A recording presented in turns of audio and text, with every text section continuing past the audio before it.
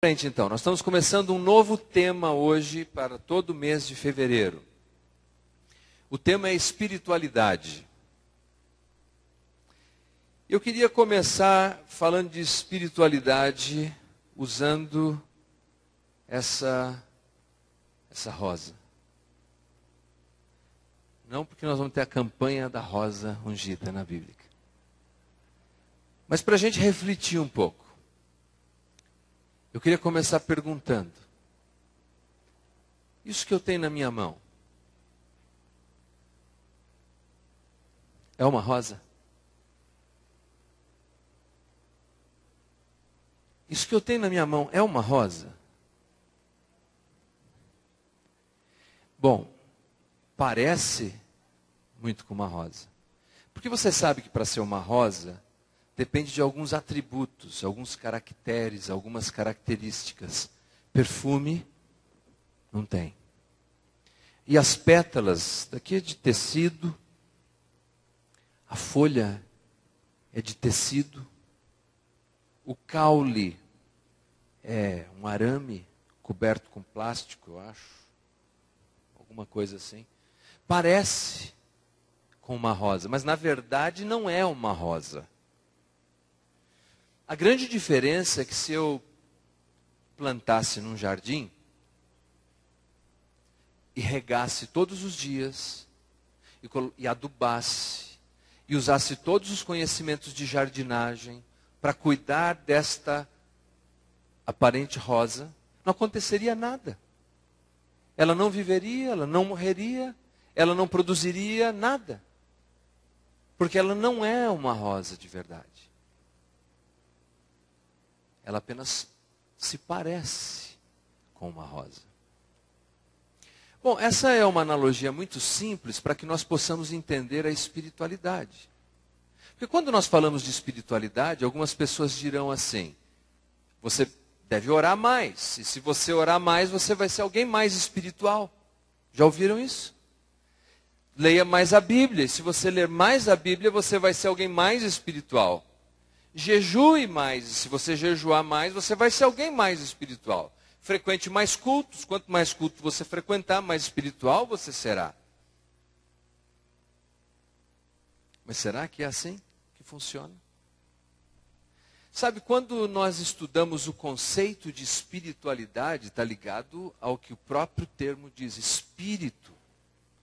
Espírito em hebraico é ruach, que é vento. Em grego, o Novo Testamento foi escrito em grego, é pneuma. Significa vento. Daí pneumático. É vento. E em latim, é spirituale. Que significa vento. Hebraico é vento. Em grego é vento. Em latim é vento. Mas é mais do que ar em movimento. A ideia diz respeito à respiração do ser.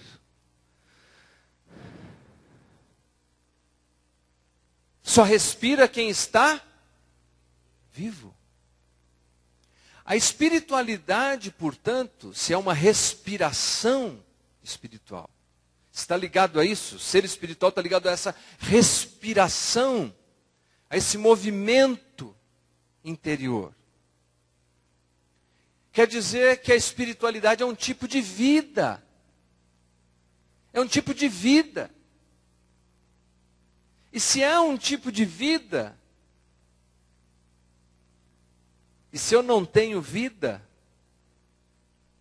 não me adianta praticar nenhuma disciplina espiritual, ou supostamente espiritual. Faz sentido?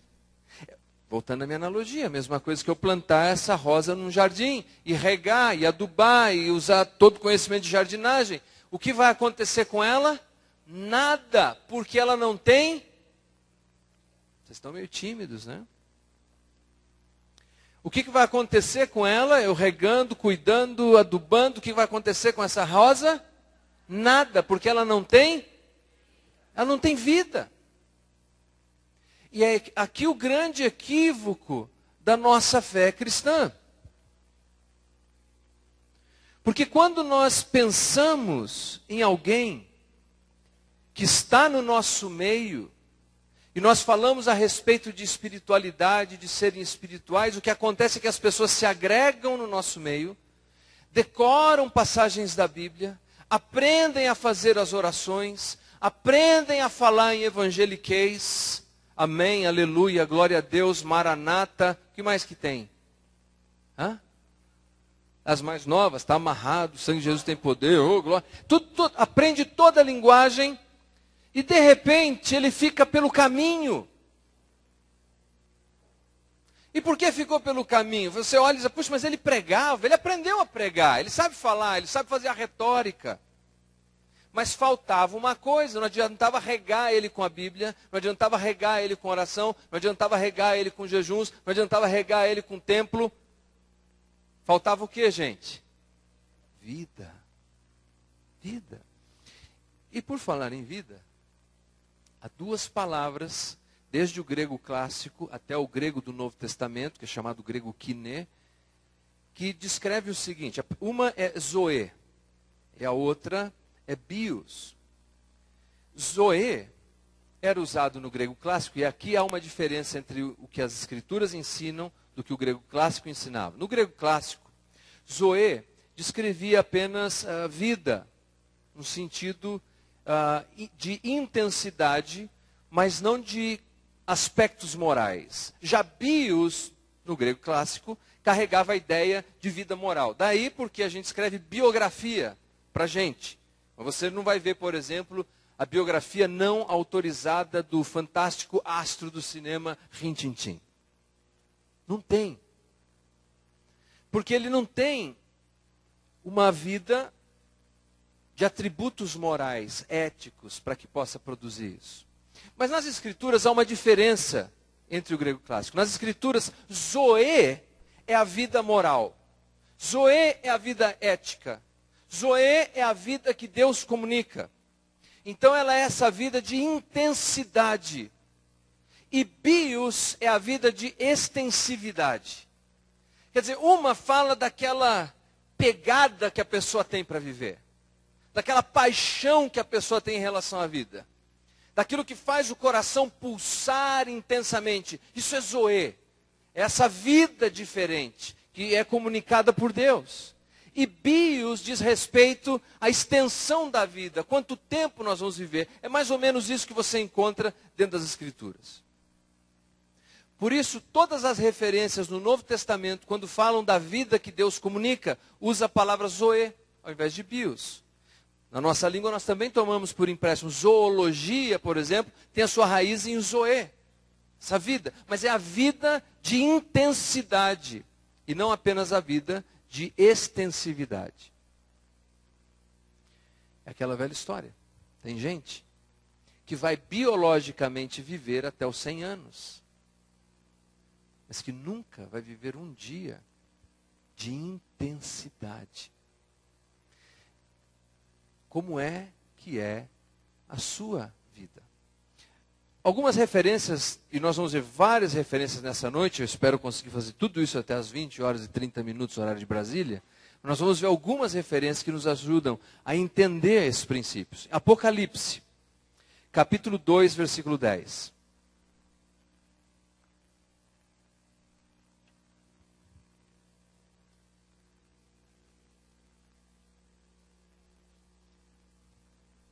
Apocalipse 2:10. A última parte do versículo apenas diz assim: Sê fiel até a morte, e dar-te-ei a coroa da vida, zoe, dessa vida que tem intenção e intensidade. É a recompensa de Deus. Apocalipse 2:7, mesmo capítulo, versículo 7, um pouquinho para trás. Quem tem ouvidos, ouça o que o Espírito diz às igrejas. Ao vencedor, dar-lhe-ei que se alimente da árvore da vida, zoe. Apocalipse capítulo 3, versículo 5.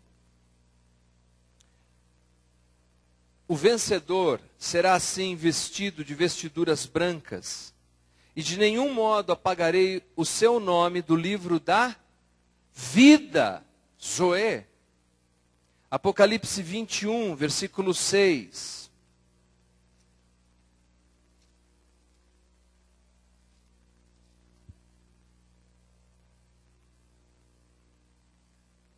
Disse-me ainda, tudo está feito. Eu sou o alfa e o ômega, o princípio e o fim.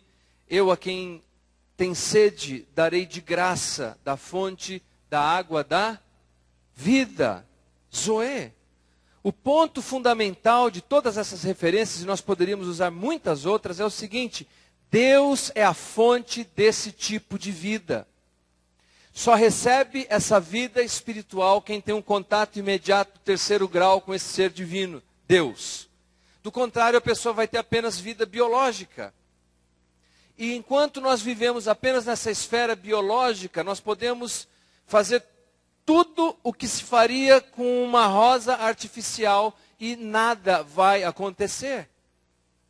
Acho que foi em meados de 1860 que Louis Pasteur conseguiu demonstrar o seguinte: que vida gera... Vocês estão meio tímidos? Que vida gera vida. Se eu planto isso daqui, não tem semente, não tem seiva de vida, não produz nada, porque não tem vida. Mas se eu planto rosas verdadeiras, elas produzem outras rosas verdadeiras, e talvez em pouco tempo o meu jardim esteja cheio de roseiras ali, porque tem vida. Vida produz vida. E vida espiritual só pode ser produzida por um ser espiritual, isso é, por Deus. Só Deus pode produzir essa vida em nossas vidas. Eu gostaria muito de poder me aproximar de algumas pessoas, e não estou dando nenhuma indireta para ninguém, vou fazer com você de novo. Olhar e dizer assim: vida, pss, vida, pss, vida, pss, vida, pss, pss. Mas eu não tenho condição de fazer isso. Porque a teologia do Novo Testamento nos ensina que a única pessoa que faz pss, e comunica a vida é o próprio Deus. Nós vamos falar um pouco mais disso. Veja o que nós encontramos então no Novo Testamento a respeito disso. Mais algumas passagens. Jesus então, quando vai definir esse mistério da espiritualidade, capítulo 5 de João. Capítulo 5 de João, versículo 26.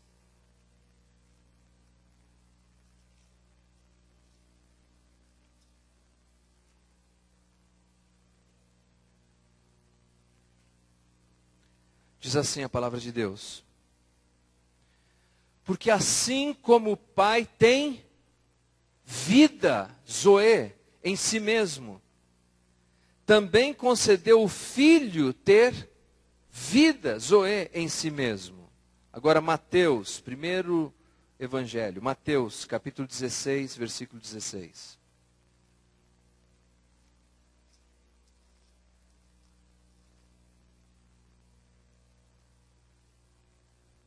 Mateus 16, 16.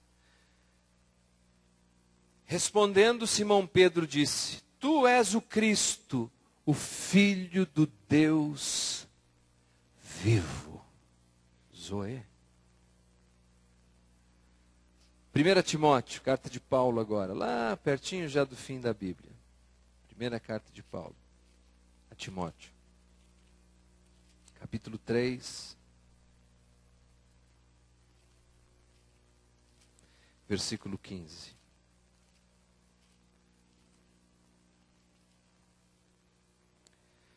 Para que, se eu tardar, fique ciente de como se deve proceder na casa de Deus, que é a igreja do Deus vivo. Do Deus vivo.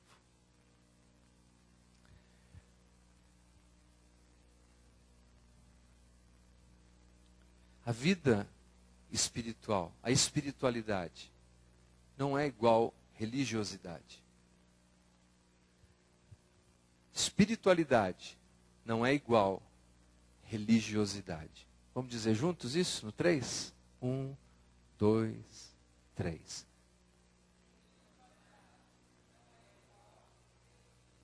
Não é? Algumas vezes o que nós fazemos, nós convencemos as pessoas a entrarem num sistema religioso. E elas apenas trocam as suas preces, as suas fórmulas religiosas. Elas apenas trocam a mecânica daquilo que faziam antes. Elas apenas trocam o templo que frequentavam. Espiritualidade é um tipo de vida.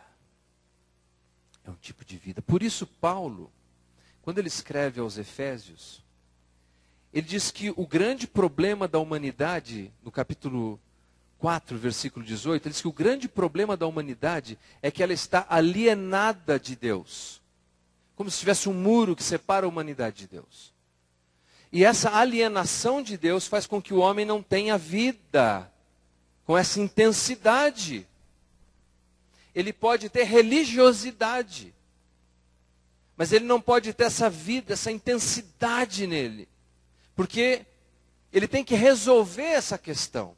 A boa notícia, gente, é que Deus tomou todas as iniciativas para que essa barreira, para que essa alienação terminasse. Deus enviou o seu Filho para que todo aquele que nele crê não pereça, mas tenha vida eterna. Agora, para que eu então receba essa vida, duas coisas são importantes. Uma, eu tenho que me arrepender dos meus pecados. Eu tenho que olhar para a minha vida e dizer, eu fui hipócrita nessa área, eu chamava isso de um pequeno defeito, mas é um pecado. Eu chamava isso de um pecadinho venial, mas esse pecadinho venial me distancia de Deus. E eu me arrependo, eu não quero mais viver a minha vida assim. Eu quero crer em tudo aquilo que Jesus fez. Eu me arrependo e creio. E quando isso acontece, eu recebo sobrenaturalmente vida.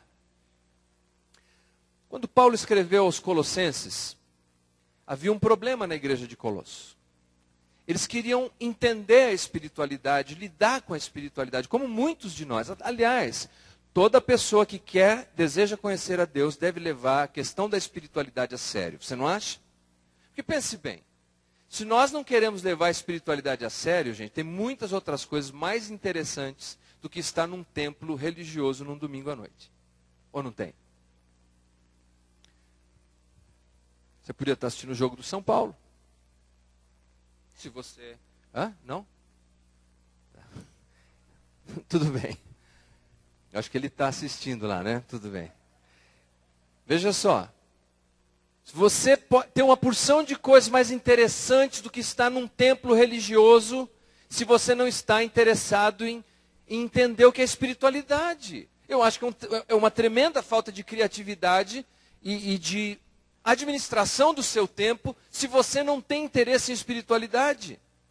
Porque a razão por que nos reunimos é entender melhor a espiritualidade, nos aprofundarmos na espiritualidade e nos aproximarmos de Deus. É essa a razão. Mas se eu não quero nada com isso, eu vou estar perdendo o meu tempo. E a igreja de Colosso queria entender isso. Nós não queremos perder tempo. Nós queremos fazer e viver esse negócio chamado espiritualidade. Algumas propostas surgiram na época. Primeiro, legalismo. Diziam assim, você para ser espiritual tem que seguir uma lista de regras.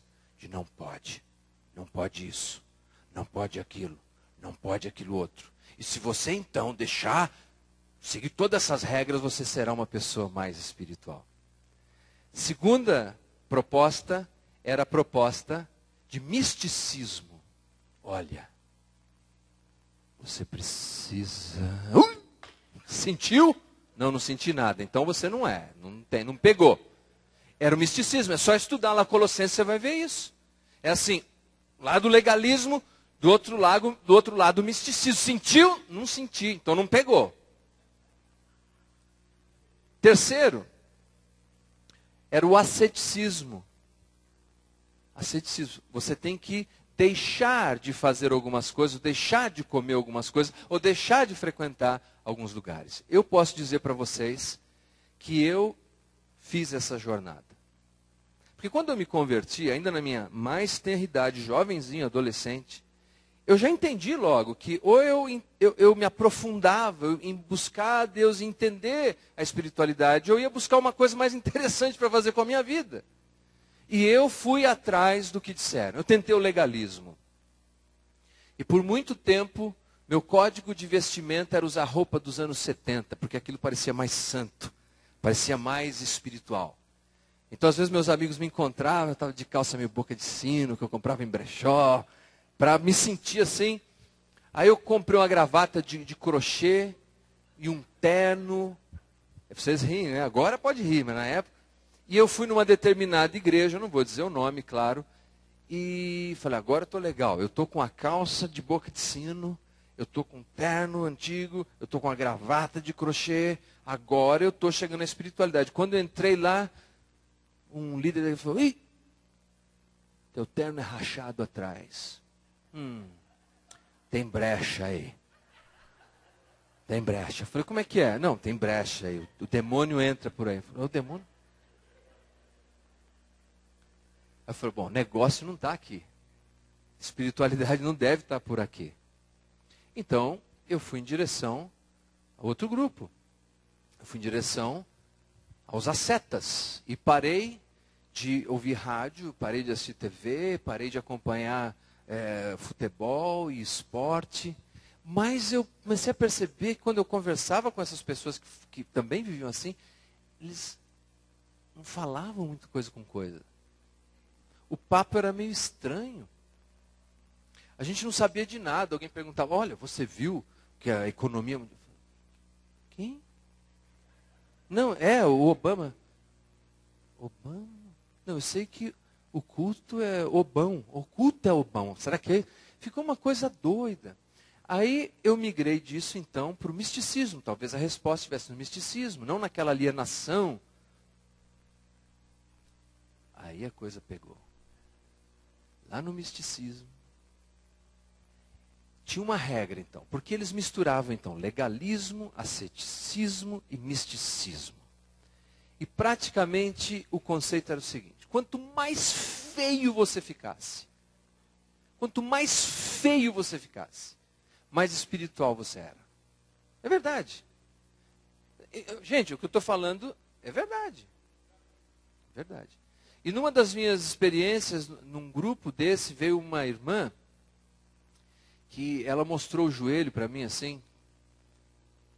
Ela falou, você está vendo esse joelho de camelo aqui, ó? E era um joelhão mesmo. Ela falou, isso aqui é de orar. E oração é bom, claro que é bom. E com o cabelo tudo espivitado, uma coisa assim, estranhíssima. E ela falou, e Deus disse que você tem que casar comigo. Aí eu falei, o negócio não está aqui mesmo. Eu vou em frente. Então, onde é que está a resposta da espiritualidade? É tão simples e nós complicamos tanto. Está no mesmo livro de Colossenses. Abra, por favor, a sua Bíblia em Colossenses. Capítulo 3.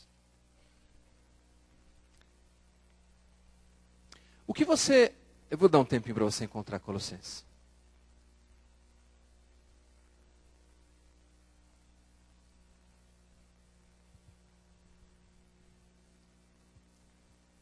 Se você encontrou, diga amém. Se eu disser a respeito de alguém, a vida dele é música, o que você imagina dessa pessoa? Ele tem instrumento na casa dele. Se você for ouvir música no carro dele, ele provavelmente tem o melhor sistema de som. Ele não gostaria de andar comigo com o meu alto-falante rachado, porque ele distingue os sons, o grave, o médio, o agudo. A vida dele é música. Ele quer conversar sobre teoria musical, sobre o último CD que foi lançado. A vida dele é música. E se eu disser a vida dessa pessoa é esporte, o que você imagina? Eu imagino encontrar com esse irmão na rua, ele está, paz, irmão. A vida dele é esporte. E se eu disser a vida dessa pessoa é Jesus Cristo? Se o que te vem à mente é legalismo, a alternativa está errada. Se o que te vem à mente é misticismo, a alternativa está errada. Se o que te vem à mente é asceticismo, a resposta está errada. Porque se tinha alguém que se integrava à sociedade, inclusive foi acusado injustamente, foi Jesus. O que te vem à mente? Me vem à mente alguém extraordinário que era capaz de comunicar o amor de Deus às pessoas que estavam à sua volta. A vida é Jesus. Olha o que diz Paulo aos Colossenses no capítulo 3. Versículo 4. Ele diz assim: quando Cristo, que é a nossa Zoe, quando Cristo, que é a nossa vida, nós vamos ficar só com a primeira parte. Quando Ele se manifestar. A chave da espiritualidade é Cristo. Conhecer Cristo. Render-se a Cristo. Deixar que Cristo viva através de nós. Esta é a chave da espiritualidade. Essa é a chave da vida cheia de intensidade. Você já pensou que Jesus, o que Ele fez em 3 anos de ministério terreno, Ele revolucionou o mundo, a história, em 3 anos. Como Ele conseguiu fazer isso? Porque a sua vida era de uma intensidade. Foi crucificado novo. A extensividade da vida dele não era tão importante. Não é quão longa era a vida dele, mas quão intensa era a vida de Jesus. Quão intensa é a nossa vida. A nossa vida só será verdadeiramente intensa quando entendemos. A minha vida não é a minha casa, não é o meu templo, a minha vida não é o meu negócio. A minha vida é Jesus. Agora, o que dizer de todas essas outras coisas? Ler a Bíblia e orar e jejuar, são ruins? É claro que não são ruins. Mas elas têm um lugar certo. Por exemplo, se eu digo que eu sou um homem, eu tenho uma vida de casado, quer dizer que eu tenho algumas responsabilidades com a minha mulher, que eu faço algumas coisas para os meus filhos. Mas eu não faço essas coisas para ser casado. Eu faço essas coisas porque eu sou casado. Nós não nos reunimos apenas aqui porque queremos ser espirituais. Nós deveríamos nos reunir aqui porque nós somos espirituais. Porque amamos a Deus e porque amamos o próximo. E quando finalmente Jesus se torna a nossa vida, as coisas de Jesus nos atraem. Eu não fico lendo a Bíblia simplesmente para achar uma coisa. É porque a Bíblia me atrai. Eu não sei como é você, mas houve um tempo que a Bíblia nunca me atraía. Eu não tinha interesse nenhum.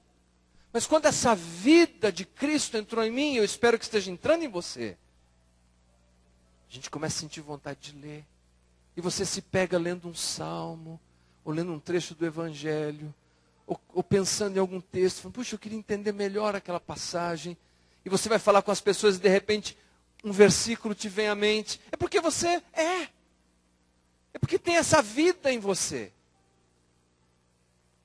E você se pega orando, não apenas naquela formatação tradicional que nós temos, que também é boa, mas você se pega orando sempre. Você vê uma situação difícil e você já se vê, Senhor, olha, me ajude. E você, eu estou orando. É sempre. É a sua vida. Esse é o segredo da espiritualidade. Aí você ora porque é consequência de quem você é. Aí você lê a Bíblia porque é consequência de quem você é. E aí você vai à igreja porque é consequência de quem você é. E você deseja falar das coisas de Deus porque é consequência de quem você é.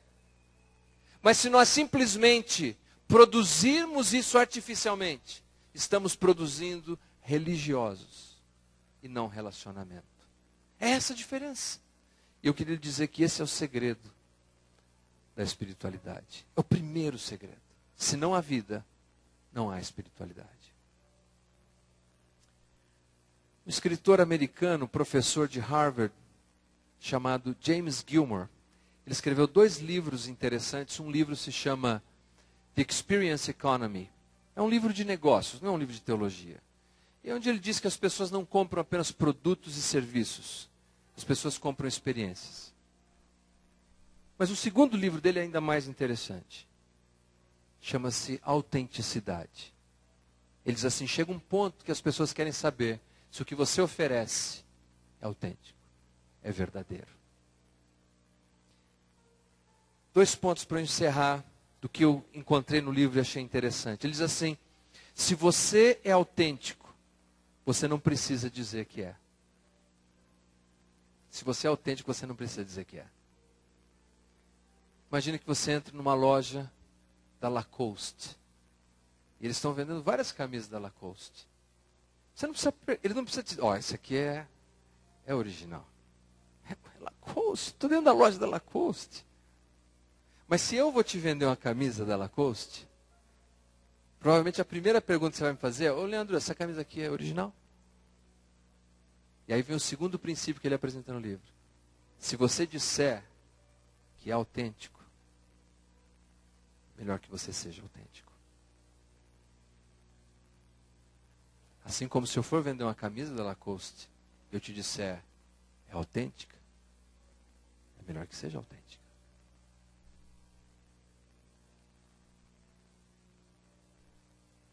Tem vida na tua vida?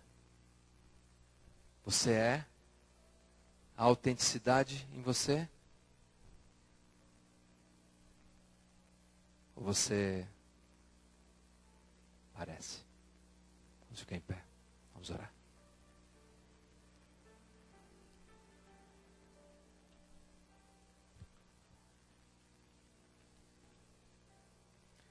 Pai querido, muito obrigado por esta noite.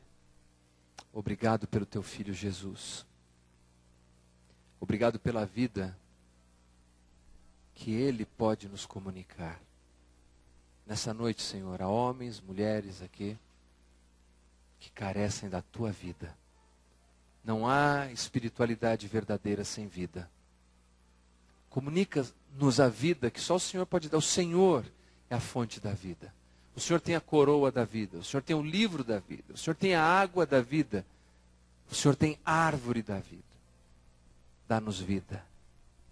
Para que possamos com atitudes, palavras e ações viver a vida intensamente.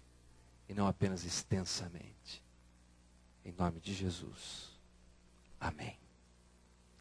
Se você recebe a palavra de Deus nessa noite, diga amém. Nós estamos chegando ao final, mas não precisa pressa. Tem um café gostoso, vamos conversar um pouco. Vamos desejar uma semana de vida aos nossos irmãos e irmãs. Que o amor de Deus Pai, o Todo-Poderoso, a graça infinita do Senhor Jesus Cristo, a consolação e o encorajamento e a vida do Espírito Santo de Deus esteja sobre a sua vida, não somente